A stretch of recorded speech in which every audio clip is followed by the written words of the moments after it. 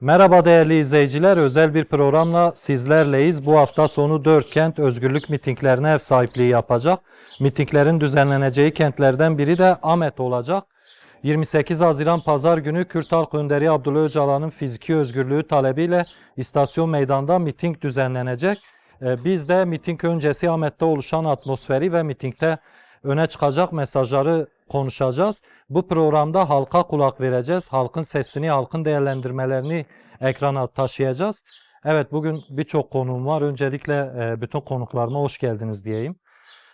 Programda şöyle bir yöntem izleyeceğiz. Ben tek tek soru sormak yerine genel olarak soracağım. Soruyu cevaplamak isteyen arkadaş söz hakkı isterse mikrofon kendisine ulaştırılacaktır. Öyle değerlendirmesini yapabilir. Yani hem mitingin talebini hem de barış ve demokratik toplum sürecini tüm yönleriyle ele alacağız. Ama ben şöyle bir soruyla başlamak istiyorum. Günlerdir Ahmet'te ummalı bir çalışma var. Miting hazırlıkları devam ediyor. İlçe ilçe, sokak sokak, cadde cadde broşürler dağıtıldı. Mitinge katılım çağrısı yapıldı. Şu an Ahmet'te nasıl bir atmosfer var? Nasıl bir hava söz konusu kentte?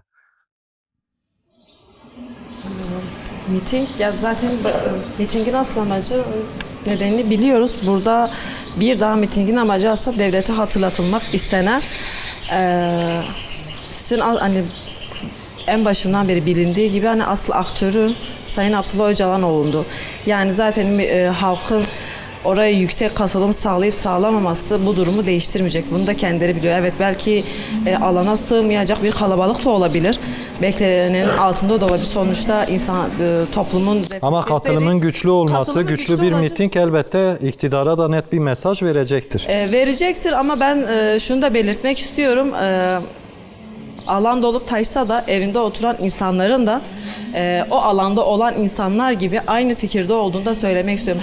Evet. Alana gelmeyenlerin de aynı düşüncede, alana yani belki meydan herkesi 2 milyonluk bir kentten bahsediyoruz. Evet. O alan belki tüm Ahmet'i ağırlayamayabilir, taşıyamayabilir ama oraya gelenlerden çok daha fazla kişi aynı düşüncede, aynı mesajlara sahip olacak yani diyorsunuz. oraya gelmeyenler de o alana gelenlerle aynı fikirde olduğunu bilinmesi gerekiyor.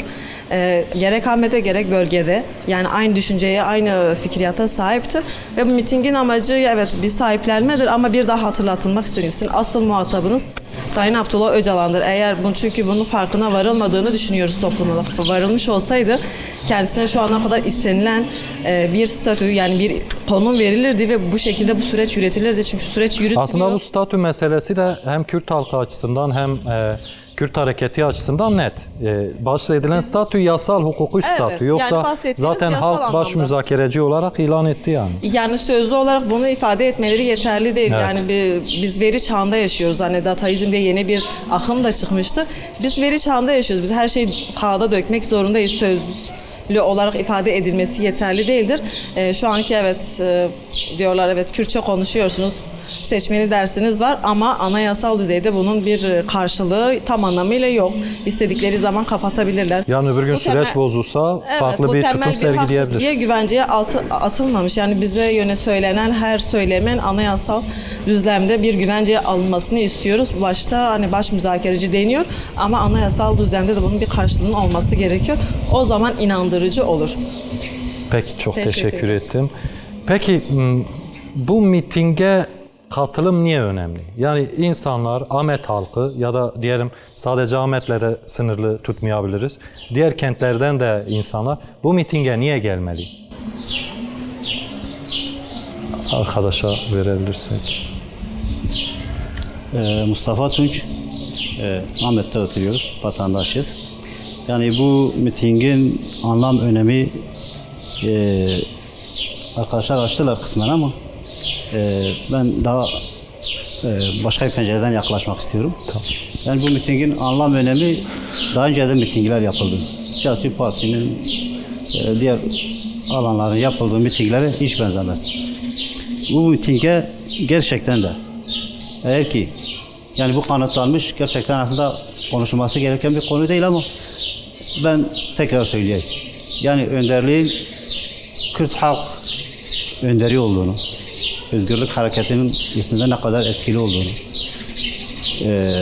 deklare etmek için yani ne olursa olsun Ahmet halkından, bölge halkından, halklarımızdan, dini mezhebi şey ne olursa olsun, barış isteyen, gerçek anlamda Kürdistan'ı düşünen, kim olursa olsun o gün istasyon meydana gelmesi lazım. Ondan önce de çalışmalara katılması lazım. Diyarbakır halkının, Batman, çevre bölge illerinin parti çalışanları çalışmalara katılması lazım. Yani mitinge katılımın önemli olduğunu, çünkü bu miting aslında bir yandan irade beyanı da olacak. Yani artık halkın talebinin söz duymamak, pratik görmek olduğunu dile getirme açısından bir fırsat, bir alan olacak. Bu yüzden de mitinge katılımın önemli olduğunu ve imkanı olan herkesin bu mitinge gelmesi gerektiğini söylüyorsunuz. Bu çalışmaları yürütürken şunu gördük. Halkta, evlerde, sokaklarda, esnaflarda ciddi bir kaygı var. Aynı zamanda umut da var. Yani genel itibariyle Genel ne söylüyorlar? olarak, Umut neden kaynaklanıyor? Kaygı niye ortaya çıkıyor? kaygı yani 1,5 sene yakındır. Yani örgütün, hareketin gereğinden fazlası bile atılan adımlara karşılık somut, gözle görülür, elle tutulur bir adım atılmadı. Sadece söylemde. Sonra yaparız. Çerçeve şöyle yapacağız. Kanun böyle çıkarılacak. Tamamen söylemdedir. Yani bir halk derinlemesine siyaseti bilmiyor. Ben de bilmiyorum. Ama biz görmek istiyoruz. Yani tek muhatabın Sayın Öcalan'ın, Önder Öcalan'ın olduğunu. Ama bu mitingde bunu tasdik etmek adına... Tam bu noktada şöyle bir soru da sormak istiyorum. Diyelim ki mitingde kürsüye çıkma şansı buldunuz. Şu anki gibi mikrofon elinize geldi. Evet. Ne söylemek istersiniz? Oradaki kitleye, diyelim iktidara nasıl bir çağrı yapmak isterdiniz? Yani iktidara biz halkız. Bizim görevimiz orayı doldurmaktır. Gereğini siyasi partimiz, örgütümüz, muhataplarımız yapacaktır. Bizim görevimiz halk olarak orayı doldurmaktır. Mesajı temsilcilerimiz Yani verecektir. zaten katılarak aslında bir mesaj vereceğinizi söylüyorsunuz. Yani oraya katılmanız bile bir mesaj olacak. Kesinlikle, kesinlikle. Evet. Peki ben Sıra çok orası. teşekkür ediyorum. Mitingle ilgili mikrofonu uzatma şansımız olursa.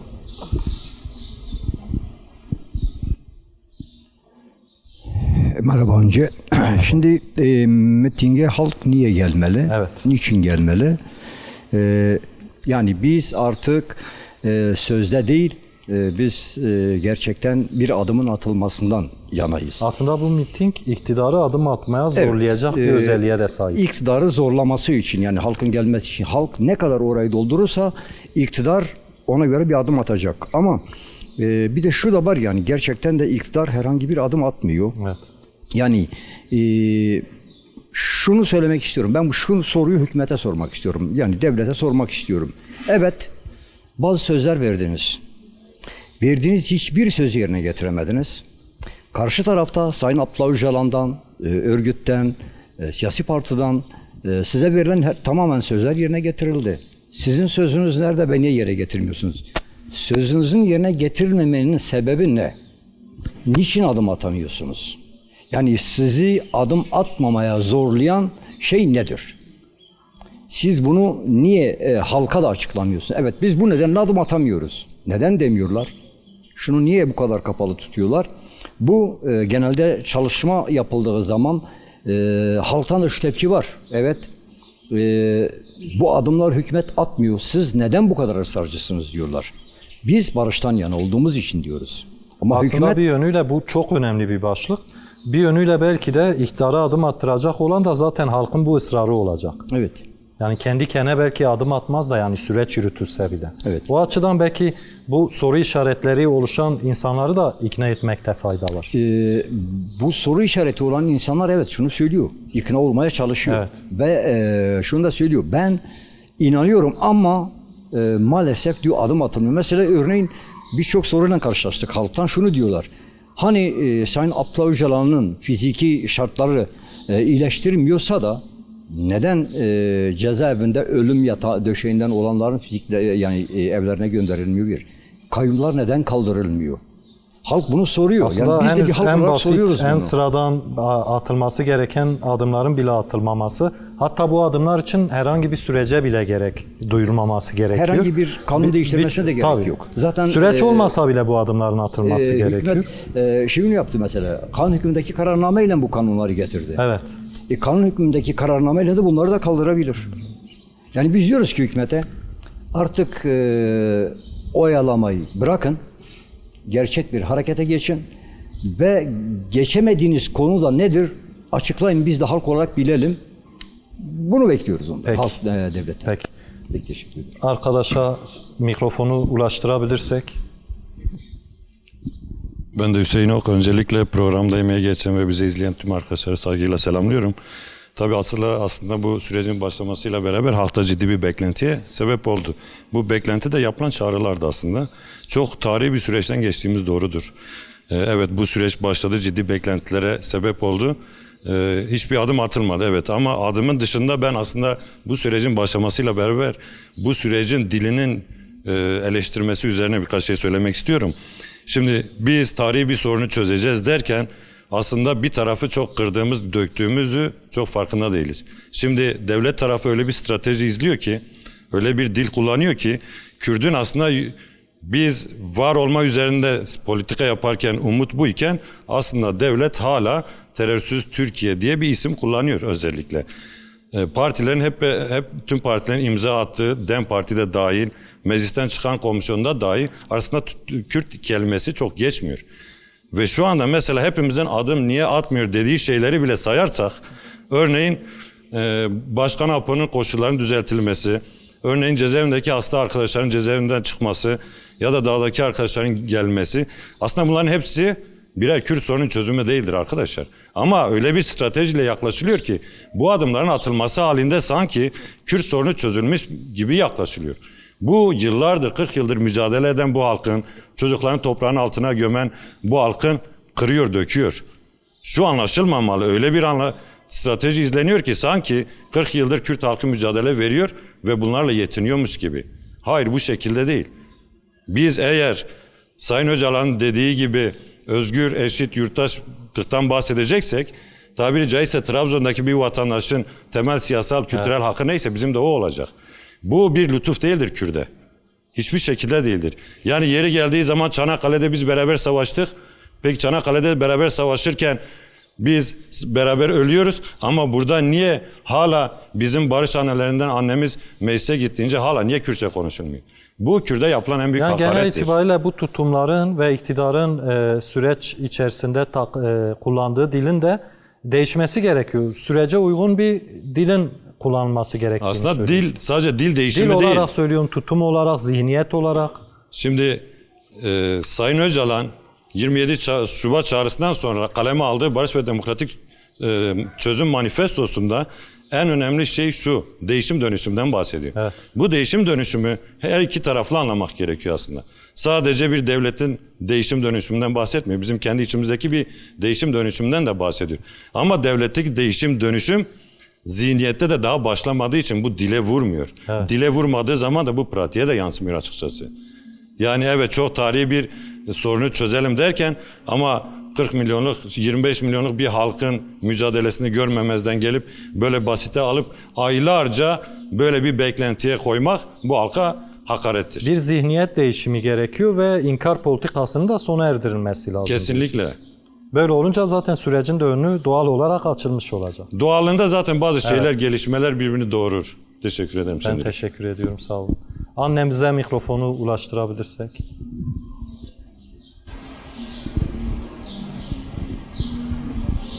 Navê me Rabia, paşnavê me Ataş e. Ez temamê evalê me basînê jî silav dikim. Rastî vî mitika me jî eger gel germayîkî pir heye. Herkes ji bona barişê dibe viya barış mitigiyê. Êg were li wê jî dilê bi me re ye, êg neyê jî dîsa eynî vê ew ê ye. Îja gel beklentî wî ji me tam dibe way em barişê dixwazin, Kurd barişê dixwazin, under apo barış ew kiriye. Ama devlet adım navêje. Tiştekî devlet adım navêje tek teref. Ma em parsek çi ye barişê ne? tek taraf qe barış nabe. Keçeka mil çiyaye yek jî li zindanê ye. Ama eqwa insan şehit ketine, eqwa dayık dilê wan hêşiyaye. Yani barış daha zor e. Ji şer jî zortir e. Yani o xirakirin meriv kare carkî da şeher yok bike biqedîne ama barış di rokî de çê nabe. Barış pir zor e. Ji bo wî gerek iktidar gavek çawa bavê ji bo aştî çêbin.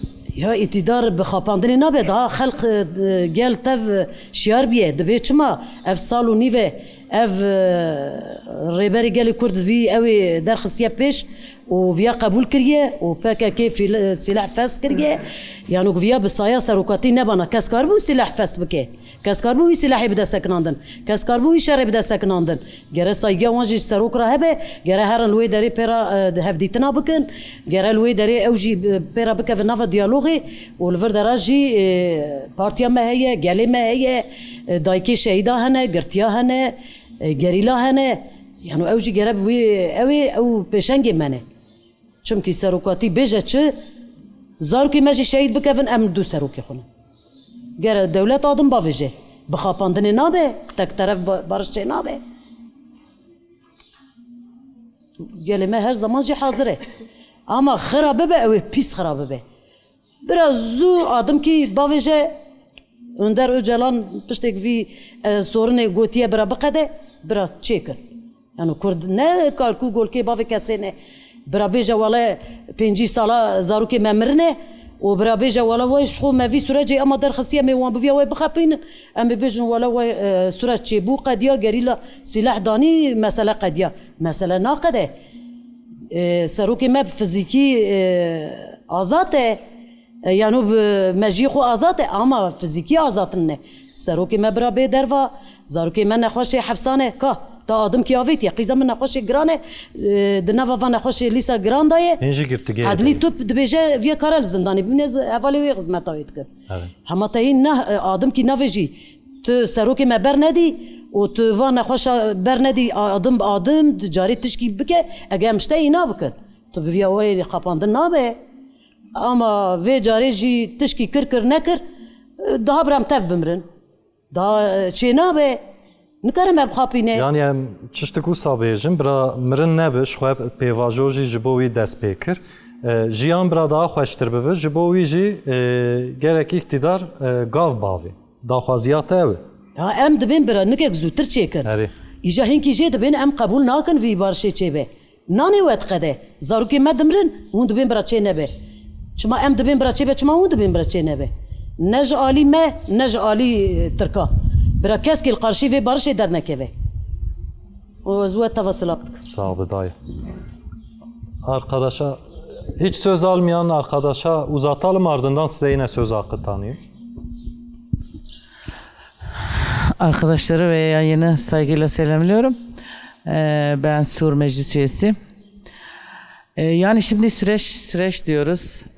Evet halen terörsüz Türkiye'den bütün Türkiye geneli televizyonları, yayınları bundan bahsediyor. Arkadaş da değindi buna. Yani ben bunları gerçekten çok ayıplıyorum. Böyle bir 40 milyon bir halka böyle terörsüz Türkiye demelerini hepsini ayıplıyorum ve kınıyorum buradan. Artı bu çalıştığımız süreci miting için bu 3. kezdir bütün halkımız 7'den 70'e kapısını çaldığımız ki biliyorsunuz Sur'un 300 tane köyü var ve biz kapı kapı 3. kezdir dolaşıyoruz.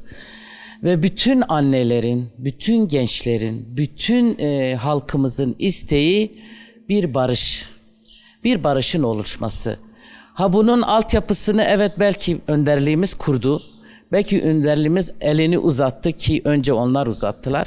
Şu an nasıl çekimser kalıyorlar. Bu iş ciddiye binince korktular bence. Bu barışa gidince artık onlara yiyecek ekmek kalmadı. Bana göre bu. Çünkü birçok şey feshedilecek. Çünkü birçok burada oynatılanlar geri çekilecek. Bu saha kalmayacak, ekmek kalmayacak.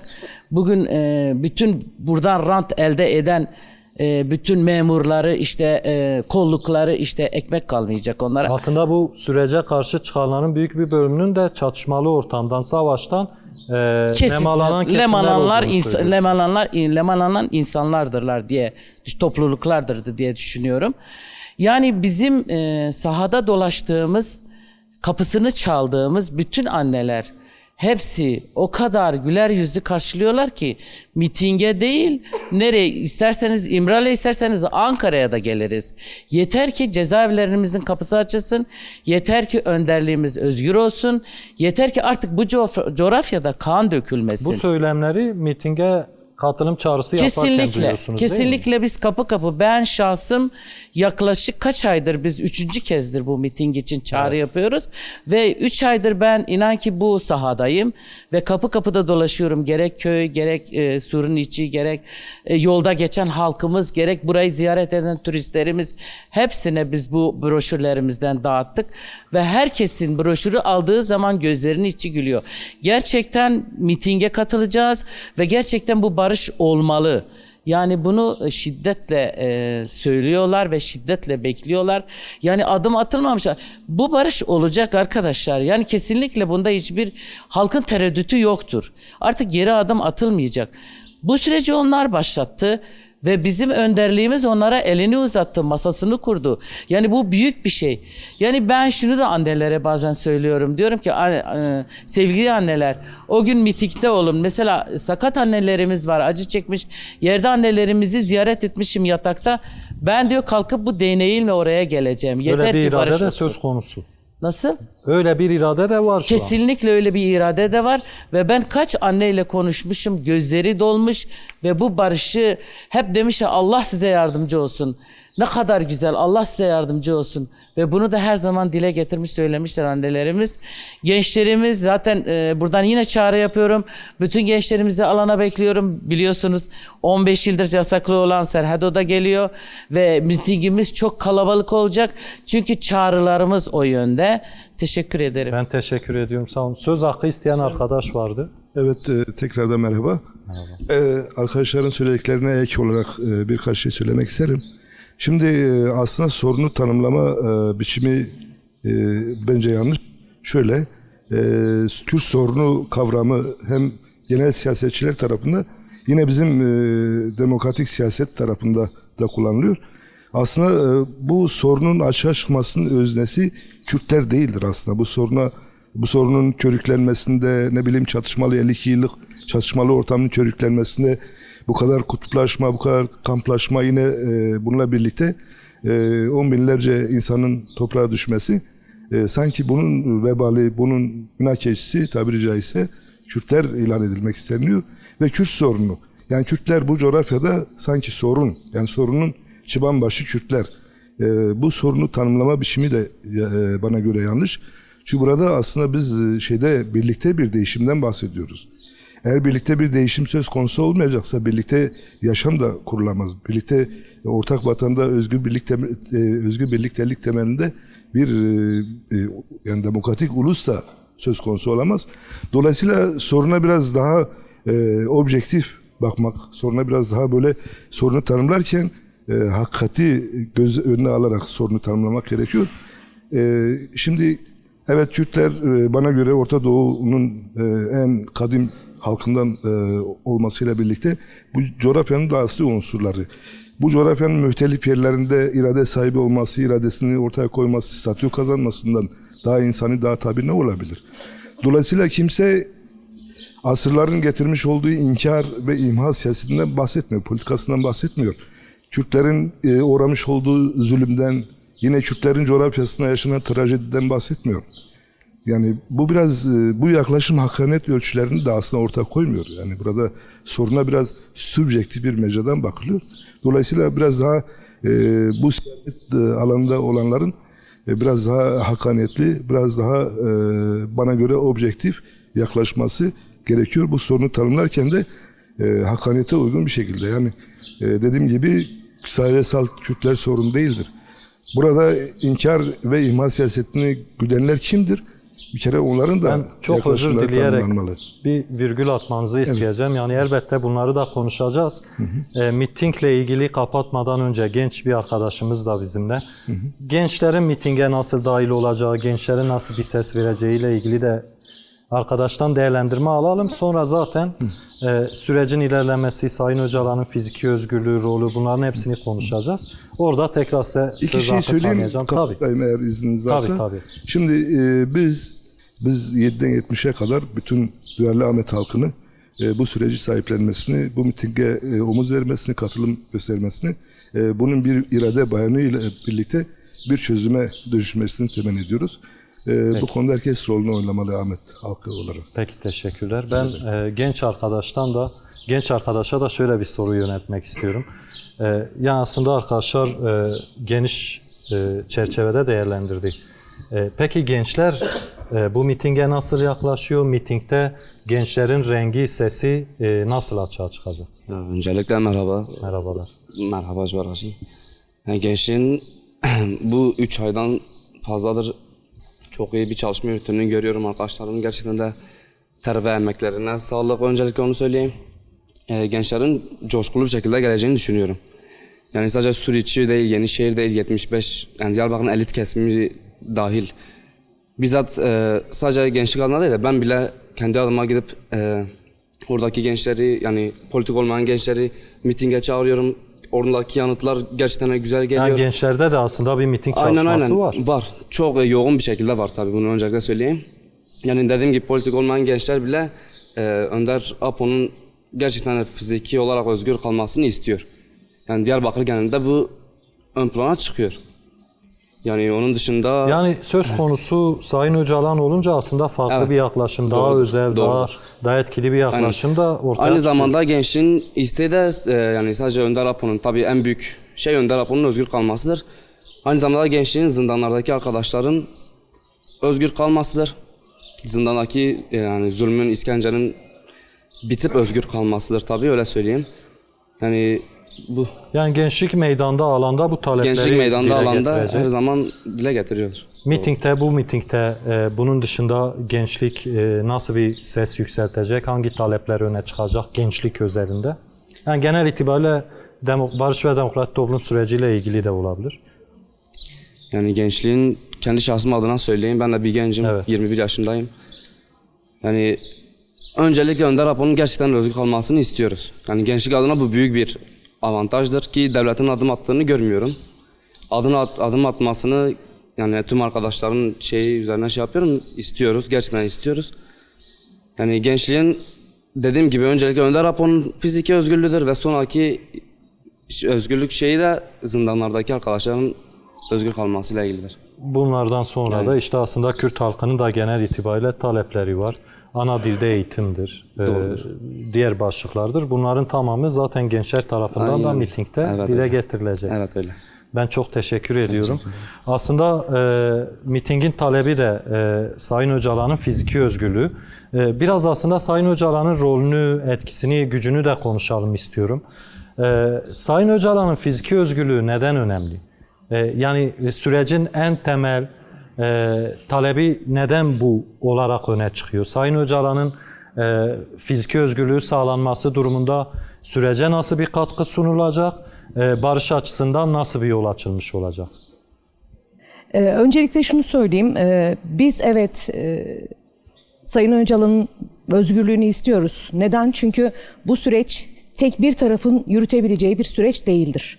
Bugün yapılan ihaleler hiçbir zaman tek tarafın yaptığı bir ihaleyle devam etmez. Bir anlaşma varsa, bir sözleşme varsa, bir süreç varsa bu süreçte iki tarafın da o masada oturması gerekiyor. Kürt halkı bugün eğer Öcalan'ın kendine bir lider olarak görüyorsa o masada Öcalan'ın da olması gerekiyor. Olmazsa zaten o süreç başlamamıştır. Daha önce yarım kalan bir sürecimiz vardı. Evet. O yarım kalan süreçten halkımızın zaten buruk yüreği. O yüreklerin buruk olması şimdi de amaları, fakatları getiriyor. O yüzden halkımız hala inanamıyor. Ama ne kadar pratikte olmasa da sözde bile olsa o sonuçta bir barış süreci başladı diye söz başladı. O bile halkın huzurlu olmasına neden oldu. Bugün baktığımız zaman herkes çok huzurlu. Herkesin bir umudu yeşerdi. Bir de barışın kendisi gelse acaba ülke ne Nasıl bir hale tablo gelir? oluşacak? Evet. Aslında bu bir Kürt sorunu değil. Kürtlerin sorunu da değil. Türkiye'nin doğudan batıya, kuzeyden güneye aslında hepimizin sorunu. Çünkü hepimiz bir bedel ödüyoruz.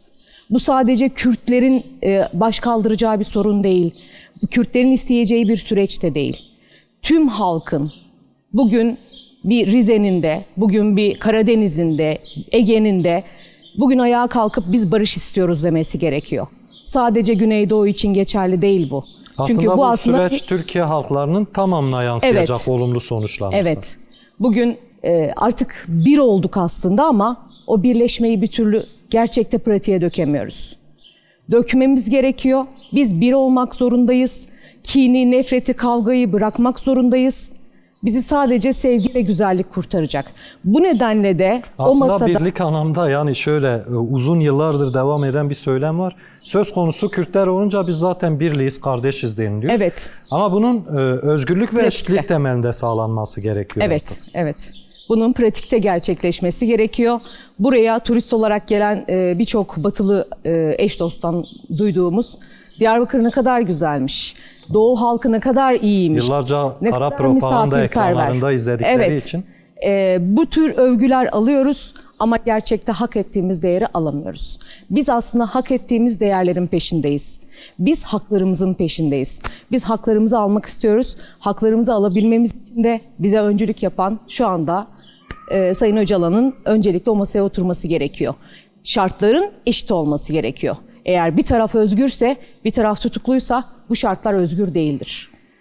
Ve eşit değillerdir. Teşekkür Peki, ediyorum. ben teşekkür ediyorum, sağ olun. Arkadaşa ulaştırabilirsek mikrofonu, kadın arkadaşa. Merhabalar. Merhabalar. Şimdi biliyoruz ki önderlik bize o tecrit koşullarında önümüze demokratik, ekolojik, kadın özgürlükçü bir paradigma sundu. Yalnız bu paradigmayı hayata geçirmek için gerçekten önderliğin o tutsak halinin sona ermesi lazım. Çünkü şimdi önderi özgür olmayan bir halk özgür olamaz zaten. Bu nettir. Normalde barış süreçlerinde işte karşılıklı adımlar atılır ama bizim barış sürecimizde biz gerçekten Kürt Özgürlük Hareketi büyük bir fedakarlık göstererek, iyi niyet göstererek silahları bıraktı. Yani şu anda da devletin bekle gör politikası var. Yani bu politikadan acilen vazgeçmesi lazım. Çünkü bu halkın bekleyecek mecali kalmadı. Bunun için de bir miting düzenliyoruz. Bu mitingde de gerçekten sadece orada olan insanlar değil, bütün halkların özgürlük talepleri dile gelecek. Yani hukuka herkesin ihtiyacı var. Hukuka sadece belli bir kesimin ihtiyacı yok. Bugün de görüyoruz işte CHP yapılan bir işte butlan meselesi var. Orada da bence bütün halklar gördüler. Ya da kayyum herkesin meselesi ihtiyacı vardı. olduğunu. Yıllarca Evet, sadece evet. Kürt siyasetine kayyum darbesi olacakmış gibi yaklaşıldı. Belki gerekli tepki verilmedi ama şimdi gelinen noktada CHP'nin evet. belediyelerine atanmış. Evet, onların da ihtiyacı var şimdi. Ama en azından siyasi anlamda kendisinin bu sürecin içerisinde birebir fiziki bulunması gerekiyor. Sürecin hızlı ilerlemesi için. O manifestoda da gerçekten de işte diyoruz ya hani işte demokratik, ekolojik, kadın özgürlükçü bir felsefe var. Yani şu anda demokrasi nerede? Yani biz bunu nasıl uygulayacağız? Biz bunu nasıl gerçekten bir reçete halinde önümüze alıyoruz ama uygulaması noktasında gerçekten eksik kalıyoruz. Evet, bir miting düzenlenecek ama bu yeterli mi? Bana göre değil. Zaten gecikmiş bir mitingdi bu arada. Bana göre değil, yani halka da düşen sadece o mitinge gelmek değil. Ben size şöyle bir soru da sormak istiyorum. Sizden sonra diğer arkadaşlar da cevaplayabilir. Yani mesela zaman zaman Sayın Öcalan'ın fiziki özgürlüğü gündeme geldiğinde böyle olayı özünden koparan, farklı yere götüren, sanki işte biraz da aslında Sayın Öcalan'ın rolünü görmezden gelen bir yaklaşım ortaya çıkıyor.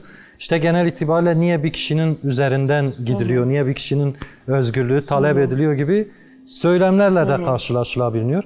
Yani burada aslında biraz açmanızı isteyeceğim. Siz Sayın Öcalan'a özgürlük isterken aslında Birey olarak bir kişiye mi istiyorsunuz yoksa bunun çok daha derin, çok daha farklı bir anlamı mı var? Hayır, şimdi önderlik de biz önderlik diye bahsediyoruz ama önderlik kolektif bir akıldır. Yani önderlik sadece gerçekten bir halkın temsiliyeti değil, bugün bütün halkların temsiliyetidir bir yerde. Yani o yüzden orada sadece bireysel anlamda işte Abdullah Öcalan'ın özgürlüğü değil aslında. Yani bu süreci yürütebilecek mekanizmanın özgürlüğü isteniyor. Yani bu süreç sadece masada yürütülecek bir süreç de değil. Yani şu anda sadece onun muhataplığıyla gidebilecek bir süreçtir. Evet. Tabii ki de özgürlüğü gerekli. Arkadaşın da dediği gibi yani bir taraf özgürken bir taraf değilse bu eşit bir şey değil bir kere, yani bunu aşmaları lazım.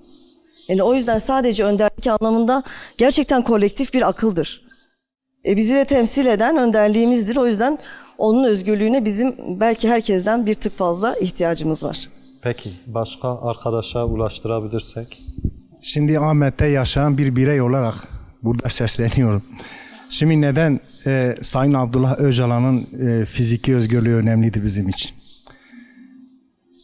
Kürtler açısından, Orta Doğu açısından Kürt halkını ve Orta Doğu halkını ölüm uykusunda uyandıran bir liderdir. Dört divar arasında yaklaşık 30 yıla yaklaşık dört divar arasında dünya gündemini okuyabilen, kendi fikriyle, düşüncesiyle Orta Doğu'nun ve dünyada gündem yaratılan tek liderdir. Bizim için fiziki özgürlüğü önemlidir diyoruz. Eğer fiziki özgürlüğü madem önemliyse hükümet ortağına burada sesleniyorum. Devlet Bahçeli diyor ki kurucu önder. Madem kurucu önder eğer onun fikrinden, düşüncesinden yararlanmasaydı bunu hitap eder miydi? Madem kurucu önder de diyorsanız hükümet ortağısınız, neden bir adım atılmıyor? Neden fiziki özgürlüğüne kavuşulmuyor? Bir Ahmet'te yaşayan bir birey olarak ben bunu soruyorum. Teşekkür ediyorum, sağ olun. Ben teşekkür ediyorum, sağ olun. Yanıtlamak isteyen başka arkadaş varsa mikrofonu verebilirsek ön tarafa. Şimdi Sayın Abdullah Öcalan'ın özgürlüğü niçin bizim için bu kadar önemli? Tutsak olan bir insanın çok ya görüşçüsü gider, ya partiden birkaç kişi gider, ya avukatı gider görüşüne. Bu sorun da öyle çözülmeyeceğine göre Sayın Öcalan özgür olduğu vakit ne olur? Hem dünya genelindeki devletler gelip kendisinden görüş alabilir. Bu görüş nereden tıkanıyor? Yani devletin nerede tıkanlık yaptığını bu görüşü alabilir. Gazeteci gidebilir. Rahatlıkla Sayın Öcalan halkına hitap edebilir. Sözün halkına hitap edebilir. Halkına şunu yapıyoruz diyebilir. Şimdi halk bir yanda şunu soruyor. Öcalan'ın özgürlüğü evet hepimiz için önemlidir. Olması gerekendir. Çünkü tek liderimiz olandır. Liderimizin cezaevinde ne kadar açıkçası ne kadar rahat yürütebilecek bu barış sürecini. Bunda biraz halk kaygıya düşüyor. Çünkü Sayın Öcalan'ın sadece İmralı'da avukatların görüşüyle partiden birkaç kişinin gidip kendisinden görüşmesiyle gelip bir basın açıklaması bu yeterli gelmiyor. Barışa yeterli gelmiyor. İnanca yeterli gelmiyor. Çünkü şöyle bir şey var. Örneğin şunu diyebiliriz. Yani Sayın Öcalan'ın özgürlüğünün yanında da şunu diyebiliriz. 30 tane arkadaşımız silahlarını yaktı. Bir söz verilmişti. Silah yakıldıktan sonra Türkiye'ye döndürülecekti bunlar. Aktif siyasete karıştırılacaktı bunlar. Aktif siyaset yürüteceklerdi. Nerede kaldı bunlar? Eğer ki Sayın Öcalan özgür iradeyle dışarıda olmuş olsaydı mutlak bunlar gerçekleşmişti. Bunlar gerçekleşirdi. Daha farklı ne olurdu? Nasıl bir tablo olurdu? Belki süreçte işte program başından bu yana konuşuyoruz. Adım atılmadı, halkta kuşkular var, kaygılar var. Sayın Öcalan'ın dışarıda olması durumunda şimdi nasıl bir tablodan söz ediyor olurduk? İnanın ki bu barış sürecinin başladığı gün itibariyle eğer Sayın Öcalan özgür edilmiş olsaydı şimdi şunu konuşmazdık. Barış bitmişti şimdiye kadar. Barış gerçekleşmişti. Süreç tamamlanmıştı olabilirdi diyorsun. Çünkü neden? Yani Türk halkı da pek fazla bir bilgiye sahip değildir bu konuda. Evet. Bunda da bir tedirginlik yaratılıyor. Mesela özgür olmuş olsaydı birçok adım atılmıştı ve şimdiye kadar bu barış gerçekleşmişti. Yani bu sorunlar hallolmuştu. Bu ülke düzene gelmişti. Yani bu ülke en azından bir rahata kavuşmuştu. Bu nedenle önemli bizim için. Biz de Türk toplamına da sesleniyoruz. Biz Öcalan özgürlüğü istediğimiz kadar siz de isteyin ki bu ülkeye güzel bir barış, güzel bir dostluk, güzel bir huzur gelsin diyoruz. İstediğimiz bu. Yani bu konuda aslında sadece Kürt halkının değil, Türkiye halklarının da bir talep eden bir noktada durması gerektiğini söylüyorsunuz. Tabii ki şimdi şunu söyleyeyim, yani Türk halkının şu an sessizliği biraz bize burukluk yaratıyor. Neden? Çünkü istenen şey bölme değil, istenen şey parçalama değil, istenen şey öldürme değil, istenen şey ölmemektir, istenen şey barıştır, aşktır, sevgidir, coşkudur. İstenen şey bu. Yani bu isteniyorsa niye ben buna destek vermeyeyim? Kan dökülmeyecekse ben buna niye destek vermeyeyim? Yani Türk halkının burada sesini biraz daha yükseltmesi gerekiyor. Teşekkür ederiz. Peki, ben teşekkür ediyorum. Kadın arkadaş söz hakkı istiyorum, mikrofonu verebilirsek. Tekrardan merhabalar. Özgürlüğü neden önemlidir dediğimizde hani sadece bu Türkiye'deki Kürtler açısından önemli değildir. Yani bu realitenin farkındadır. Sayın Abdullah Öcalan sadece Türkiye'deki Kürtlerin öncülüğünü, önderliğini yapmıyor. 4 parça Kürdistan'daki bütün Kürtlerin kabullendiği, öncü olarak gördüğü önderliktir ve dışarıda olması koşulunda daha rahat görüşmeler sağlayacaktır. Arkadaşın dediği gibi eşit koşullarda bir müzakere yürütülmüyor. Burada hani bir savaşta senin elinde çelik kılıç varken karşındakine tahta kılıç vermek gibi bir şey oluyor bu yani. Eşit değil ki. Yani bunu kimse inanmaz. 5 yaşındaki çocuk da inanmaz. İnanmıyoruz. Yani şu anda evet Kapatas kök anayasadan bahsediliyor. Bir taslak çıkarıldığından bahsediliyor. Ama hala içeri paylaşılmıyor. Şeffaf değil, gerçekçi değil ve diyelim ki evet notlar geliyor. Sayın Abdullah Öcalan siyasetçiler aracılığıyla, avukatları aracılığıyla dönem dönem bazı notlar paylaşılıyor. Belki gazetecilerin ya da uluslararası arenada bu sürecin takipçisi olanları sormak istediği, birebir kendisiyle muhatap olup orada ne demek istediğini anlamak istiyor. Bazen hani yazı her ne kadar tarih yazıyla başlamış olsa da nasıl diyelim belirleyici değil. Yani sözlü iletişim, kişinin kendini sözlü olarak birinci ifade etmesi. Birinci ağızdan kendini ifade etmesi daha sağlıklıdır. Çünkü gelene kadar evet bir aktarım gelene kadar değişebiliyor. Bazen görüşme oluyor. Bazen 2 hafta sonra belki detaylı açıklama geliyor. Detaylı o da açıklama sürecin değişme geliyor. durumu doğabiliyor. Evet. Yani orada aracı olan siyasetçi ve avukatlar da yani belki sormak istedikleri yani doğru bir süreç değil yani. Yani aslında bu durum zaman zaman manipülasyonlara da neden oluyor. Evet, çünkü oldu. hiç görüşmede konuşulmayan, işte Sayın Öcalan'ın ağzından çıkmayan cümlelerin bile sanki kendisi söylemiş gibi servis edildiğine de tanıklık ettik. Evet, mesela bununla ilgili güzel bir hatırlatma yaptınız. Daha önce Sayın Abdullah Öcalan Devlet Bahçeli'ye bir kilim hediye etmişti.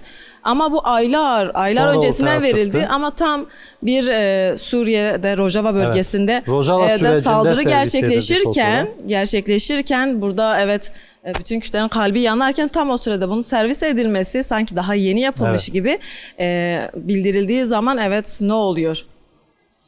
Yani bir ikilem yaratılıyor. Farklı bir algı ama özgür olsaydı, dışarıda olsaydı bunların hiçbirisi gerçekleşmeyecek. Bu ve benzerleri bu belki göze gelen batan bir durumdu. Buna benzer farkında olmadığımız belki manipüle edildiğimiz durumlar var.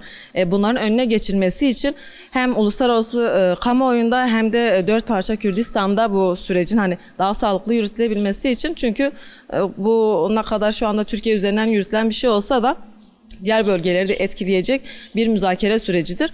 Bu yüzden yani özgür bırakılması ön koşuldur. İçeride olmasına rağmen mesela Rojava sürecine değindiniz. Evet. Rojava sürecinde nasıl bir rol oynadığını gördük. Belki de savaşın çok daha büyüyeceğini, bütün büyük katliamların, daha büyük katliamların yaşanabileceğini görecektik ama İmralı Adası'nda bulunmasına rağmen devreye girerek onun da önünü aldı. Kesinlikle büyük bir katliamın önüne geçti orada durarak ama o Rojava sürecine evet bir devreye girerek bir kıyımın önüne Şimdi orada geçti. da en azından bir masa kurulmuş oldu. Diyalogla sorunlar aşılmaya çalışılıyor. Geçildi yine de sağlıklı. Niye? Çünkü az o muhatapla yine görüşülmüyor. Çünkü evet bir Kırım'dan geri dönüldü, bir entegrasyon süreci var denildi ama Kürtler zaten şu anda nasıl diyelim sömürge altında diyelim. Hani olduğu bütün devletlere zaten entegredir.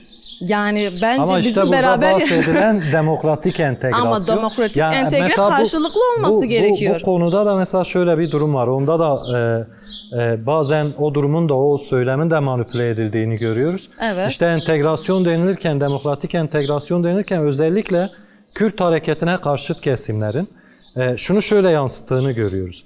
Sanki entegrasyon denirken Kürt halkı girecek, işte o ulus devletlerin içerisinde eriyecek, hiçbir hakkı olmayacak, dili olmayacak gibi yansıtılıyor. Aslında bu da gerçekliği yansıtmıyor. Demokratik entegrasyon denilirken aslında özgür, eşit bir ortak bir yaşamdan bahsediliyor. Ortak bir yaşamdan bahsediliyor. Her iki tarafın da birbirinin özlük haklarının tanıdığı karşılıklı saygı çerçevesinde birbirinin kimliklerini, tarihlerini, kültürlerini tanıyıp buna saygı duyduğu bir ortamdan bahsediliyor. Bahsettiğimiz budur. Ama şu anda Sayın Abdullah Öcalan dışarıda özgür koşullarda olmadığı için Rojava'da yürütülen sürecin de aslında özgür olursa Rojava'ya da Orta Doğu'ya da etki edebileceğini söylüyorsunuz. Mesela orada şu anda demokratik bir süreç gelişmiyor. Gelişmediğinin farkındayız. Bunu evet şu anda bir savaş süreci yok, durmuş. Demokratik entegrasyon var diyor ama şu anda Sayın Abdullah Öcalan dışarıda olmadığı için oradaki süreç de sağlıklı yürümüyor. Yani her şeyin ön koşulu kendisinin fiziki özgürlüğüdür. Yani devlet herhalde Sayın Abdullah Öcalan'ı kendine saklamak istiyor. Kendi ondan beslenip onun fikirleriyle nasıl diyelim yol haritasını belirlemek istiyor diye düşünüyoruz bence. Teşekkür ederim. Peki başka bir arkadaş varsa bu konuyla ilgili, yani Sayın Öcalan'ın aslında sadece Türkiye hakları için değil, Orta Doğu'ya da zaman zaman bazı krizlerde, bazı problemlerde İmralı'dan müdahale ederek ya da İmralı'dan gönderdiği mesajlarla, yaptığı önerilerle, sunduğu yol haritalarıyla birçok noktada kritik rol aldığını gördük. Ya mesela şimdi de aslında halihazırda Türkiye'de çoklu krizlerden de bahsedebiliriz. Evet. İşte bir yandan siyasal, toplumsal krizler var, bir yandan ekonomik kriz var. İşte o ölümcül, o bile can alıcı boyuta ulaşmış durumda. Ki kriz de belki işte Kürt sorunun çözümsüzlüğü ve savaşta ısrarla bir yerde ortaya çıktı. Yani tüm bu çoklu krizleri de göz önünde bulundurduğumuzda Sayın Öcalan'ın dışarıda olması, bu krizlerin de azaltılması ya da bitirmesi yönünde nasıl bir etki yaratabilir? Arkadaşa mikrofonu uzatabilirsek. Tekrardan selamlıyorum bütün arkadaşları ve sizleri. Sayın Abdullah Öcalan'ın fiziki durumunun özgür olması şu sebepten çok önemli. Düşünün bir kışındır Rojava şeyinin başlaması, katliam girişiminin başlaması. Düşünün ki içerideki bir insanın ne denli etkili olduğu. Yani çok apolitik olmaya da gerek yok. Çok sıradan apolitik bir insan bile şu son 3 ayda ya da 4 ayda Orta Doğu'da yaşanan gelişmeleri biraz gözlemleyebilirse aslında Sayın Abdullah Öcalan'ın ne kadar etkili bir insan olduğunun farkına da varmış olur. Mesela biz bunu söylemiyoruz. Türk basını mesela bunu söylüyor. Rojava'daki tümenlerden, Tugaylardan bahsediyor. Ama biz orada önderliğin müdahalesiyle mesela tamam Şeyh Masud ve Eşrefiye'de bazı olaylar yaşandı ama bunun önüne geçerek savaşın daha da büyümesine engel olduğunu biz biliyoruz. Yani Türk basını da aslında bunu biliyor da servis etmiyor. Bir de son İran, Roşilat'ta mesela yaşanan bir savaş yani bence bir fırsattı Kürtler için. Eğer oraya da müdahale olunmadıysa bu da Sayın Abdullah Öcalan'ın ne kadar etkin olduğunun bir göstergesi. Orada da şöyle Bunun bir önerisi için vardı Rojhilatlı Kürtlere. İşte aslında savaşın tarafı olmayın. Yani rejimin değişmesi gerekiyor ama onun çağrısıyla zaten emperyal bu. bir müdahaleyle değil. Evet, zaten Öcalan'ın çağrısıyla bu Evet. pozisyona alındı. Yoksa yani doğan bir fırsattı. Yani kaos ortamında niye Ama işte o yaralanmasın? fırsatı değerlendireyim Evet. derken belki de Kürt güçlerini, hegemon güçler çok daha farklı kendi emelleri için kullanma mesela şeyi de oluşabilir. Sayın Abdullah Böyle bir Öcalan'ın tehlike mesela de bu var. konudaki etkisi ve rolü büyüktür. Mesela Evet. Rojhilat'ta, Rojava'da da. Yani 3 parça net bir şekilde şunu söyleyebiliriz ki mesela yapılan çağrıları yanıt veriyor. Yani mesela ne kadar güneyde yani hani tam demeyelim. Orada da güçlü bir destek var. Fakat orada biraz daha bir farklı aşiret boyutu biraz daha bir baskındır. Fakat dediğimiz gibi Suriye'de ve Rojhilat'ta yaşanan gelişmeleri içeriden eğer bu denli müdahil olabiliyorsa artık dışarıda yani biz tahmin etmiyoruz. Varın Teşekkür siz düşünün diyorsunuz. Evet. Farklı var mı bu konuyla ilgili değerlendirme yapmak isteyen arkadaş? Varsa alalım. Sanki siz söz istediniz. Size mikrofonu ulaştıralım. Tekrar da selamlar. Şimdi önderliğin özellikle fiziki özgürlüğün önemiyle ilgili soru sordunuz da şimdi aslında biz Sayın Öcalan'ın fiziki özgürlüğünü Kürt toplumunun fiziki özgürlüğü yani Kürt toplumu şu an Sayın Öcalan şahsında bir esaret altında öyle diyelim. Çünkü Kürt halkının bu esaretten kurtulmasına, bu zulümden kurtulmasına vesile olan onun fikriyatıdır açıkçası öyle diyelim. Onun ortaya koymuş olduğu düşüncedir. Ve bugün de biliyorsunuz şey vardır işte bir barış ve demokratik toplum paradigması. Yani bütün halkların ortak bir alanda yaşayabileceğini, yerel demokrasiden bahsediyor. Yani insanların birbirine karşı farklılıklarından ötürü saygı göstermesi gerektiğini, bir arada yaşamanın demokratik yöntemlerle, demokrasiyle olabileceğini söylüyor.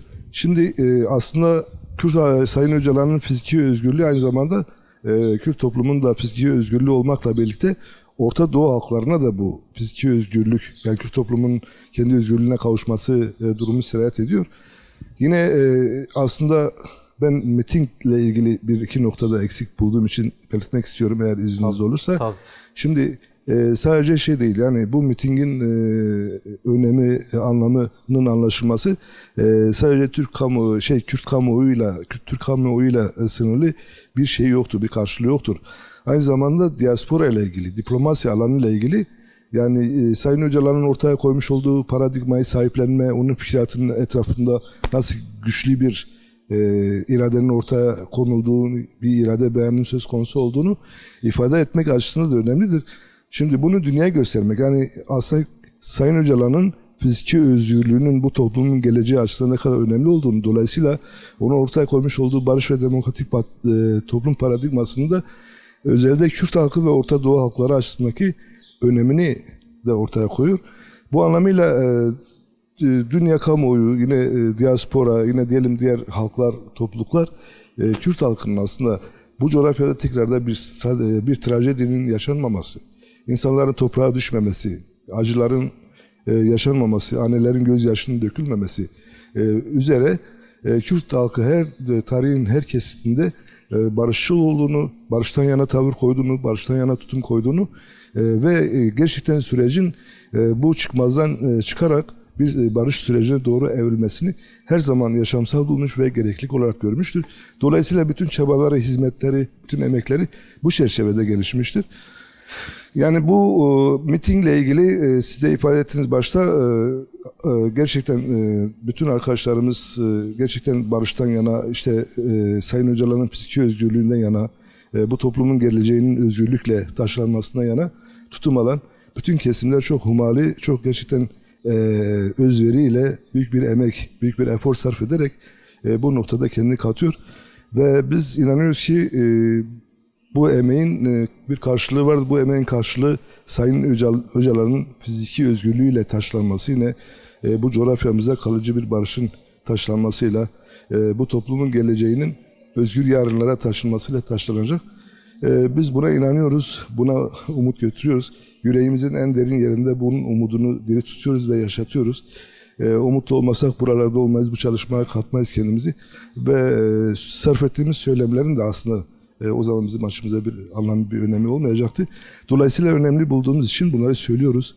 Ama biz bütün çevrelerin bu konuda sağduyusunu korumasını, yine meselelere objektif yaklaşarak çözüme katkı sunması gerektiğinden bahsediyoruz. Bir şey daha söyleyeyim.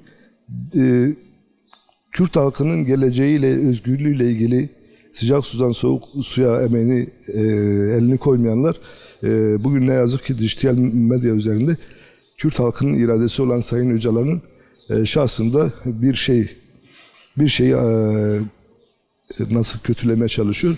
Sayın Öcalan'ın sanki burada amacı kendi fiziki özgürlüğünü Orada sağlama. şöyle söylemek lazım aslında. Orada evet bir kara propaganda çabası var, Aynen. bir saldırı dalgası var, aylardır sürüyor. Ama bunların dijital medyadan öteye gidemediğini de görüyoruz. Sokakta, caddede, yaşamın kendisinde çok daha farklı bir durumun olduğunu da görüyoruz. Yani o çabaların da aslında belki de beyhude olduğu açığa çıkıyor zaten. Kesinlikle. Çünkü Kürt halkı bu coğrafyada 52 yıllık kıyasıya ortaya çıkan emeğin, yine yaşanan bu acıların sonucunu çok iyi kavramış ve bunun içinde nasıl bir tutum alması gerektiğini, geleceğine nasıl yaklaşması gerektiğini de çok iyi biliyor. Bu konuda dersini kimseden almasına gerek yok. Ve biz Kürt halkının özellikle Kürdistan olmak üzere hem Türkiye halklarının değişiminde, yine Orta Doğu halklarının değişiminde bir motor gücü rolü o sahibi olduğunu ve bu rolünü de oynayabileceğini düşünüyoruz. Teşekkür ediyorum. Ben teşekkür ediyorum, sağ olun. Aslında birçok arkadaş söz aldı. Program başından bu yana söz hakkı alamayan, mikrofonu ulaştıramadığımız bir arkadaş vardı. Yani ondan da başından bu yana konuştuğumuz konularla ilgili, işte mitingle ilgili düşüncelerin, değerlendirmelerin nelerdir? Öncelikle barışa ve özgürlüğe inanan herkesi saygıyla selamlıyorum. Gerçekten de arkadaşlarımız çok kıymetli şeyler söylediler. Çok kapsayıcı ve genel şeyler söylediler. Tamamıyla tekrara düşmemek adına birkaç özel şeyler eklemek istiyorum. Biliyorsunuz ki tarihi süreçten geçiyoruz. Gerçekten bu sürecin ne kadar önemli olduğunu herkes apaçık farkında ve çok da anlamlı şeyler dile getirirken özellikle Kürt halkı olarak bu süreçle ilgili kesinlikle ısrarcı olması gereken en yegane kurallardan biri Sayın Öcalan'ın fiziki özgürlüğüdür. Şöyle bir şey düşünün ki bir önceki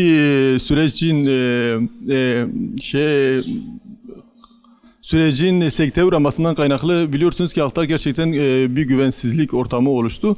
Bu güvensizlik ortamını gerçekten güvenli bir alana taşıyabilme aklı ve iradesini gösterebilecek yegane kudretli merci Sayın Öcalan'dır. Öcalansız bir çağrı gerçekten bunca yıl eliyle aşkın bir savaşta bunca bedel ödenmiş bir harekete kesinlikle başka bir gücün silah bıraktırma gücünü ve kudretini güce gösterebilecek başka bir güç olmadığını hepimiz biliyor ve görüyoruz. Bir diğeri de gerçekten savaşta ısrar eden oyunlarına çomak sokmak için Kürt halkı ısrarla barışı istemelidir. Biliyorsunuz ki burada biraz da devletin öngörememezlikten kaynaklı bir takım şeyleri de dile getirmek istiyorum. Var olan savaşta çok büyük bedeller verirken annelerimiz cenazeleri başında hep şunu dile getirirlerdi. Ne olursa olsun biz barış istiyoruz derlerdi. Ama karşı taraf ısrarla ve inatla kutuplaştırma dilini hiçbir zaman terk etmediler. Biz savaş istiyoruz ve Kürtleri yok etme politikası üzerine her kullanabilecekleri bütün yöntemleri, yol ve yöntemleri denediler. Dolayısıyla bugün Orta Doğu'da gerçekten var olan ve görülebilen bir de pozisyon var. Artık dünya ve Orta Doğu gerçekten bir savaşa gebe durumdadır. Ve bu Orta Doğu ekseni gerçekten birileri için çember daralırken birileri için de fırsata dönüşmüş durumdadır. Türk aklı, siyasi akıl de bunun çok iyi farkındadır. Yani ben barışı istemiyorum deme gibi bir lüksleri yoktur.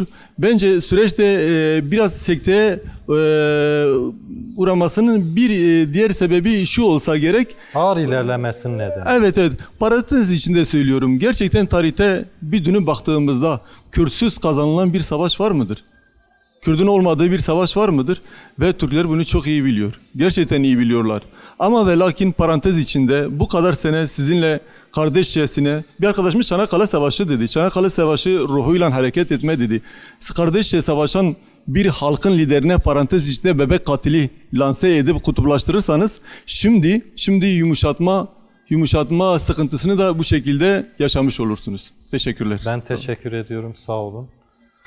Söz almak isteyen farklı arkadaş varsa, yani uzun bir süredir konuşuyoruz.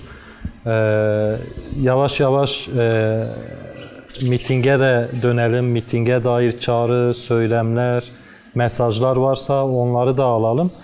Sonra yavaş yavaş programı kapatalım. Ben devamını Yapmak getireyim istersen- isterseniz. Gerçekten mitingle ilgili ben Sur'da çalışıyorum. Sizin de dediğiniz gibi hummalı bir çalışma var. Arkadaşın da dile getirdiği gibi gerçekten 300 tane köye çat kapı uygulaması üzerinden gidiyoruz ve halkın müthiş gerçekten geri dönüşleri oluyor. Yani yargı paketinden tutun da işte yani endişeleri var gerçekten ama yani müthiş de muazzam geri dönüşler şu şekilde oluyor. Yani o alanı taşıyacakları apaçık ortadadır. Yani mitinge bakış açıları gerçekten çok olumlu. Bunun da yegane sebebi önderlik olsa gerek, önderliğine inanıyorlar. Gerçekten koşulsuz bir inanç var ve o alanları taşıyacaklarından hiç şüphemiz yok yani. Hatta Arkadaş zaten şöyle aldı bir hemen. şey var. Bunu da söyleyelim. Hatta diyor ki o gün önderlik özgür mü olacak? Yoksa o gün mü özgür olacak, bizi oraya topluyorsunuz? Hatta böyle şeyler de söylüyorlar bize sevinerek. Diyorum inşallah sesiniz gider de o gün o da bize katılır orada. Böyle bir talep de var, böyle bir görüş de var. Herkesi mitinge davet ediyoruz. Genç, yaşlı demeden bilhassa kadın ve yaşlılar, bütün kadınlarımızı lütfen evlerinizden çıkın ve biz sizi çağırıyoruz. O mitinge katılın. Kadın sesinin yükselmesi çok daha iyi, çok daha doğru, çok daha anlamlı. Siz de indiniz, iyi oldu aslında. Yani genç arkadaşla konuşmuştuk. Biraz kadın boyutuyla da bakmak lazım. Evet. Sayın Öcalan da her zaman kadınlara ayrı kadınlara çok önem evet, veriyor. önem vermiştir. Çok Bu değer yönüyle veriyor. kadınların rengi mitingde nasıl ön plana çıkacak? Valla ben şöyle düşünüyorum, o günkü orayı renklendiren kadınlar olacak diye düşünüyorum. Çünkü her kadının gözü parlıyor ve herkes bunu çok istiyor. Gerçekten yani ulaştığımız her kadın bize sevinçle bakıyor. Yani diyorum ya, bu 3. kezdir biz kapıları çalıyoruz, mitinge çağırıyoruz ki 2 defa gerçekleşmedi, bu 3.'dür. Yani böyle o kadar güzel bir atmosferle karşılaşıyoruz ki herkes önümüze gelip bizi kucaklıyor, bilhassa kadın olarak. Ya inşallah diyor, hani hepimiz orada buluşacağız. İsteğimiz bu, dileğimiz bu. Dileğimiz barış, barış sesini yükselteceğiz. Bütün kadınlarımızın dileği ve isteği bu. Var mı kadınlara bir çağrınız? Tabii ki diyorum, bütün kadınlar bilhassa önderlik onları çok seviyor, ona çok değer veriyor bütün kadınlara ve bu çağrıyı onlara yapıyorum. Önderliğimizi kadınlar özgürleştirecek diye düşünüyorum. Çünkü kadın haklarından çok yana. Çok kadın haklarından, çok kadınların işte köleliğinden, işte özgürlüğe taşınmasından yana. Yani bunun için de bütün kadınlara çağrım var. Bütün kadınlar o gün meydanda olsunlar. Teşekkür ederim. Peki, teşekkürler. Annemize mikrofonu ulaştırabilirsek.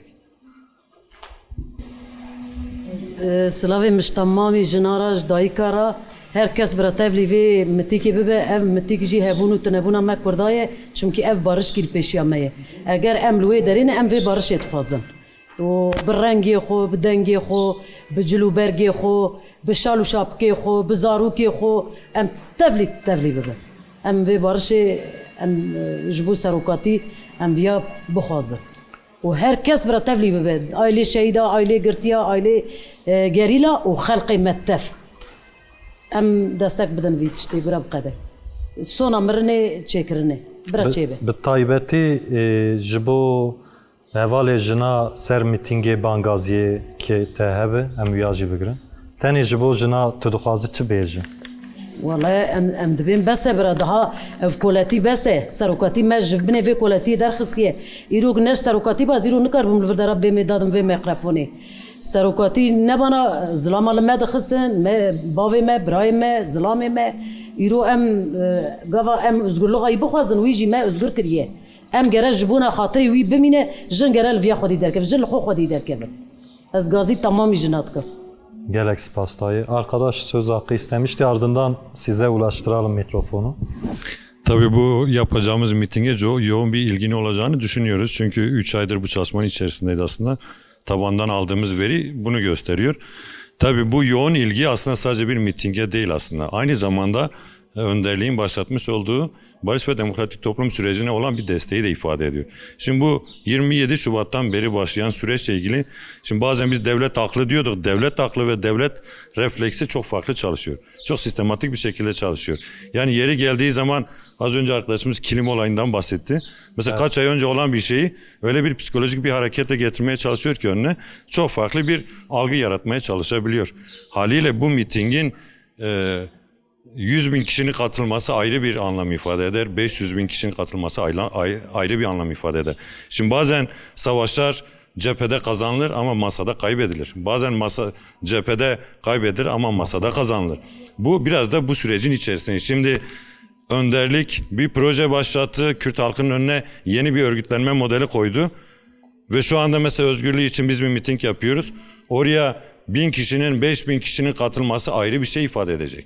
Haliyle yüz binlerin geleceğine inanıyoruz ve mesajın da yerini bulacağına inanıyoruz. O açıdan biz rahatız.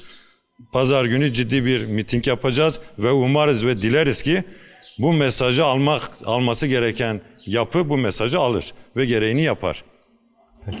Kadın arkadaşa uzatabilirsek mikrofonu. Ben çok kısa bir ekleme yapmak istiyorum. Bizim kültürümüzde iki erkeğin kavgasında kadınlar yazmalarını ortaya atarlardı. Şu an o kadınlarımızın o yazmaları yine ortaya atma zamanıdır. O barışı getirme zamanıdır. Bunu yaparsa kadınlarımız yapacak. Ben buna inanıyorum. Yani barışta güçlü bir rol oynayabilir kadınlar. Evet. Kadınların öyle bir etkisi, Bizim misyonu kadınlarımız olmalı çok diyorsunuz. güçlüdür ve mutlaka yapacaklardır. Bu O yüzden- yönüyle de bir çağrı da varsa Evet, alalım. o gün mitinge orada dair ben varım kadınlara. demek için, ben buradayım demek için göğsümüzü gere gere orada olmalıyız. Teşekkür ediyorum. Peki ben teşekkür ederim. Sondaki arkadaşa ulaştırabilirsek mikrofonu. Tekrardan selamlar. Ben önce şunu bir şey söyleyeyim, ondan sonra mitinge çağrımızı yenileyelim. Kürtler tarihin hiçbir döneminde, hiçbir safhasında savaştan yana olmamışlar. Şu an güçlü bir barış önümüzdedir. Bütün sadece Kürtleri değil, sadece Ahmet halkını değil, biz diğer illerde de miting yapıyoruz. Mersin'de, İstanbul'da. Orada barıştan yana yüreği atan bütün kesimleri ama bütün kesimleri, o alanları doldurmaya davet ediyoruz. Bu süreci sahiplenmeye davet ediyoruz. Teşekkür ediyorum. Ben teşekkür ederim, sağ olun. Arkadaş hemen. Arkadaşları saygıyla selamlıyorum tekrardan. Halkımıza çağrımız o günü orayı hıncı doldurmak ve ben diyorum ki önderliğinize güvenin, partinize güvenin, kendinize güvenin. Slava Reis. Teşekkürler. Yani şöyle yapabiliriz. Yavaş yavaş vaktimizin de sonuna geleceğiz. İsteyen arkadaş mikrofonu alıp mitinge dair, Sayın Öcalan'ın fiziki özgürlüğüne dair, barış ve demokratik toplum sürecine dair, yani genel bir çerçeve, genel bir değerlendirme veya bir çağrı, bir mesaj varsa arkadaşlardan alalım, ondan sonra programı kapatalım. Şimdi programı sonlandıracağını da bilmiyordum, zamanın öyle akıp geçtiğini. Tabii aslında en önemli şeyi biz biraz kenara bıraktık. Bu da barış ve demokratik toplum sürecinin başlamasıyla beraber önümüze konulan manifestodur aslında. Şimdi bu manifesto aslında hem Kürtlere hem de yıllardır Türklerle beraber yaşayıp Türk'ü devletin içinde yaşayan ve devletin yapısınadır. Az önce değişim dönüşümden bahsettim. Bu çok önemli bir kavramdır. Şimdi 40 yıldır biz bir savaşın içerisindeyiz. hepimizin duygu dünyası, düşüncesi savaşa göre endekslenmiş. Yani biz biriyle gülerken de kavga ederken de bu savaş psikolojisi içerisindeyiz. Haliyle bizim önce kendimizi bir değiştirip dönüştürmemiz ve böyle demokratik bir ortamda barışın olabileceği bir ortamda kendimizi hazırlamamız gerekiyor. Şimdi Sayın Öcalan'ın en çok önemsediği şey şu. O manifestoda en önemli şeylerden bir tanesi şu. Ulus devleti biz projesini geri bıraktık, vazgeçtik ondan ama yerine konulan şey ise demokratik bir toplum yaratma. Evet, ulus devletle başladı ama ulus devletle başlarken de şununla da başladı. Temel paradigma ahlaki politik bir toplum yaratmaktı. Sadece bir devletten geçildi ama yerine konulan şey devletin kendisinden çok daha önemli bir şeydir. Çünkü sen bir halkın içerisinde ahlakı ve politikayı çıkardığın zaman geriye et yığınından başka bir şey kalmaz. Bizim için şu anda vazgeçilmez olacak olan şey de örgütlemedir aslında. Şimdi ahlaki politik toplumu biz nasıl yaratacağız? En önemli soru bu. Ahlaki politik bir toplumu biz demokratik bir siyasetle yaratacağız. Demokratik bir siyaseti ise halk içerisinde halkın egemen olduğu, sesinin, yetkisinin olduğu halk meclisi ve komünlerle yapacağız bunu. Şimdi Sayın Öcalan o manifesto yazarken sadece devlete yazmadı, aslında bize yazmıştır. Biz 40 yıldır bir savaşın içerisindeyiz. Siyasi partilerimizden tutun tüm kurumlarımızda hala biz mutlak bir demokratik işleyiş oturtmamışız. Bu bizim kendimize yapmamız gereken bir eleştiridir. Hala o noktaya gelmiş değiliz. O zaman bizim kendi içimizde önce bir savaş vermemiz lazım. Evet, devlet adım atmıyor. En büyük eleştirimizdir ama biz de kendi cephemizden kendi toplumsal yapımızı bizim önümüze konulan bir yönetim modelini inşa etmemiz gerekiyor. İnşayı aslında devletin adım atmasını beklemeden de gerçekleştirebiliriz diyorsunuz. Öyle olmalı. Tabii ki öyle. Şimdi dünyada devletsiz toplum yok mudur? Vardır. Biz devlete ihtiyaç duymadan da bir toplum yaratabiliriz. Bunun tarihte çok örnekleri var. Sadece bir devletle bu halk ayakta kalmıyor. Bizim kendi yapımızı kurmamız gerekiyor. Kendi ahlaki politik toplumun gereklileri, unsurları neyse onları yerine getirmemiz gerekiyor. O demokrasiyi kendi içimize içselleştirmemiz gerekir. Şu anda evet bizim kurumlarımız var ama kurumlarımız bu halka cevap veremeyecek düzeyde var. Daha o demokratik kurumsallaşmayı biz becerememişiz. Haliyle eğer biz Başkan Apo'nun manifestosunu bir rehber olarak görüyorsak ve devletin adım atmasından önce bizim kendi içimizdeki o işleyişi, adımı bizim atmamız gerekiyor. Şimdi örgütlemeden bahsederken şöyle bir örnek veriyor bilimsel bir deneyden. İnsan beyni her gün binlerce hücre üretir ama binlerce hücrenin içerisinde ölen birçoğu da birbiri arasındaki ilişkiyi kuramayan hücrelerin ölmesi oluyor. Burada aslında bizim bir aile içerisinde tutun da bir siyasi parti, bir kuruma kadar biz eğer bir örgütlü gücümüz yoksa bizim sonuç almamız mümkün değildir. Her alanda örgütlü olmamız gerekiyor. Devletin şu anda bizim önümüze örgütlüğümüzü engellemek için şu anda ciddi bir engel koymamış. O zaman bizim için şu anda herhangi bir engel yoksa biz demokratik yapımızı kendimiz oluşturabiliriz. Bu çok zor bir şey değil. Biz devletin illa sopası olmadan yaşayabilecek bir halkız. 40 yıldır bir mücadele veriyoruz. Ama şu da anlaşılmamalı. Bu halk çok ciddi bedeller verdi. Hala da veriyor. Bu halk kendi toprağın altına koyduğu çocukların hayallerinden vazgeçmez.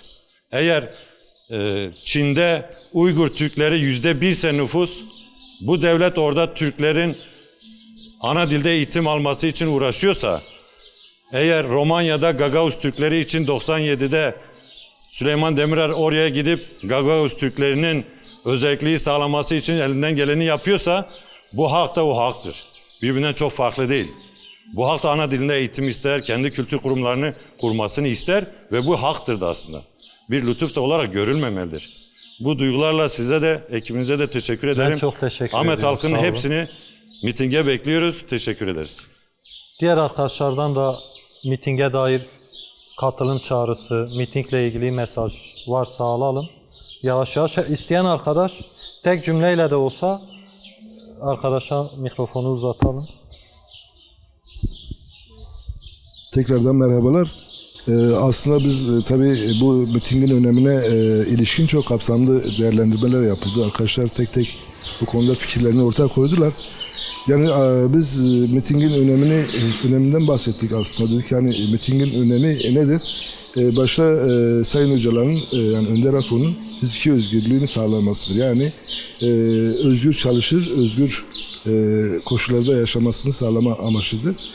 Yine aynı zamanda bu mitingle birlikte bir irade beyanı olduğunu, hani halkların, Kürt halkının bu süreci desteklediğini, yani barış ve demokratik toplum paradigmasını desteklediğini, buna sahip çıktığını, bu paradigmanın başta Kürt halkı olmak üzere Orta Doğu halklarının da sorunlarına çözüm götürebileceğine inandığı için bu mitingin aynı zamanda bunun da bir şeydir, sahiplenmesidir. Yine Önder Apo'nun işte fiziki özgürlüğünün sağlanması, özgür yaşar, özgür koşulların sağlanması. Burada hem dünyaya işte mevcut halkların kamuoyuna bir ses yani bir çağrıda bulunmalar nedir? Biz bu sorunla artık yaşamak istemiyoruz. Biz tekrarda insanların kötü sürece doğru evrilmesini, işte çatışmalı ortamın körüklenmesini, yine bir kutuplaşma sürecinin önümüze konulmasını istemiyoruz. Dolayısıyla biz kalıcı bir barışın olmasını, yine özgür bir geleceğin inşa edilmesini istiyoruz. Bunun da barış ve demokratik toplum paradigmasıyla Sayın Öcalan'ın ortaya koymuş olduğu fikirlerle söz konusu olabileceğini, yani bu inançla biz bu mitingi bir şey yapacağız. Yani bu miting bir irade beyanı olmanın yanında Sayın Öcalan'ın fiziki özgürlüğünün gerçekleşmesine vesile olmasını temenni ediyor. Yine bu mitingle ilgili yani 4 Ocak'tan başlayarak bugüne değin emek veren, efor sarf eden, gerçekten olağanüstü özveri gösteren bütün emeğin öznesi olan arkadaşlarımıza, bu konuda hummalı çalışma gösteren bütün arkadaşlarımıza emeklerinden ötürü çok teşekkür ediyoruz. İnşallah bu emeklerinin bu mitingle birlikte bir karşılık bulacağını, onların yüreğinde, onların beleğinde yer alan umutlarının hayat bulacağına, istemlerinin hayat bulacağına vesile olacağını ve güçlü bir sinerjinin açığa çıkmasına ve güçlü bir atmosferin açığa çıkmasına vesile olacağı inancıyla tekrar da bizleri ekranları başında izleyen tüm yurttaşlarımıza da saygılarımızı söylemek istiyoruz. Yine Özgür Basın emekçilerine de böyle bir organizasyonu düzenledikleri için, bizleri burada konuk ettikleri için de kendilerine teşekkür ediyor. Başarıların devamını diliyoruz. Programımıza katıldığınız için biz teşekkür ediyoruz. Söz almak isteyen arkadaşlar var. Yavaş yavaş alalım mikrofonu. Yavaş yavaş son çağrıları, mesajları alalım. Programı öyle kapatalım. Konuşmak isteyen, çağrı yapmak isteyen arkadaş olursa mikrofonu alsın, son çağrılarını yapsın. Sonra programı kapatalım. Bangavaziyar me eve, ji dayikên dilşewat ê aştî xwas, jinên azadî xwas, ciwanên berxwedêr, ji bo pêşe roja xwe, ji bo çanda xwe, nasnama xwe, zimanê xwe, ji bo serokatiya xwe, bangavaziya me û beşdarbûna mitingê yê silav û rêz. Gelek spas. Ben de 28 Haziran saat 5'te istasyon meydanında bütün başta özgürlüğe ve barışa en çok ihtiyacı olan kadınlar olmak üzere bütün kadınları ve halkları davet ediyoruz. Hepimiz orada buluşalım, sesimizi yükseltelim. Ben umuyorum ki bu ses gerekli yerlere gidecektir. Peki. Genç arkadaşa da verelim.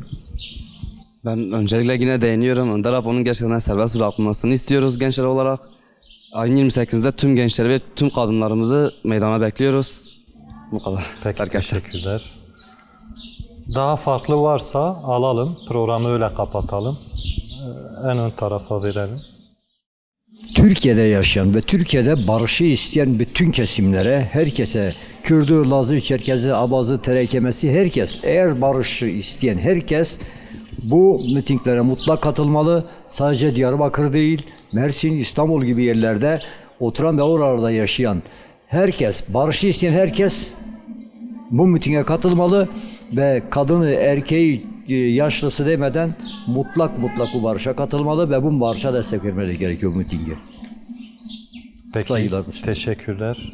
Son varsa çağrı alalım. Tabii. Şöyle konuşmak isteyen, en az konuşan arkadaşa kapanışı yaptıracağım. Bir iki arkadaş var, onlardan alalım. En son size verelim, öyle kapatalım. Ben mitingle ilgili şunları söyleyebilirim. Gerçekten halktan aldığımız geri dönüşlerden yola çıkarak söylüyorum. Mesela önderlik olunca gerçekten halkımız bambaşka bir havaya bürünüyor ve Ahmet tarihi rolü oynamayı seviyor ve sürece en iyi cevabı alanlarda vereceğinden hiç ve hiç şüphemiz yoktur. Serkeftin. Gerek pas. Peki ben çok teşekkür ediyorum. Bütün konuklarıma teşekkür ediyorum. Hem bizi kırmayıp programa dahil olduğunuz için hem kurduğunuz cümleler, sözler için yaptığınız değerlendirmeleriniz için her biri kıymetli değerlendirmelerdi. Burada olmanız da çok değerli. Ben programımıza katıldığınız için her birinize ayrı ayrı teşekkür ediyorum. Evet değerli izleyiciler, programın sonuna geldik. Bu hafta sonu 4 kent özgürlük mitinglerine ev sahipliği yapacak. Ahmet, Mersin, Van ve İstanbul'da Kürt Halk Önderi Abdullah Öcalan'ın fiziki özgürlüğü talebiyle mitingler düzenlenecek. Biz de Ahmet'te düzenlenecek miting öncesi kentte oluşan atmosferi ve mitingde öne çıkacak mesajları konuştuk. Halkla konuştuk, halkın sesini ekranlarınıza taşıdık. Programı kapatmadan önce şu bilgiyi vereyim. Ahmet'teki miting 28 Haziran Pazar günü saat 17'de istasyon meydanında düzenlenecek. Başka bir programda görüşünceye dek hoşça kalın.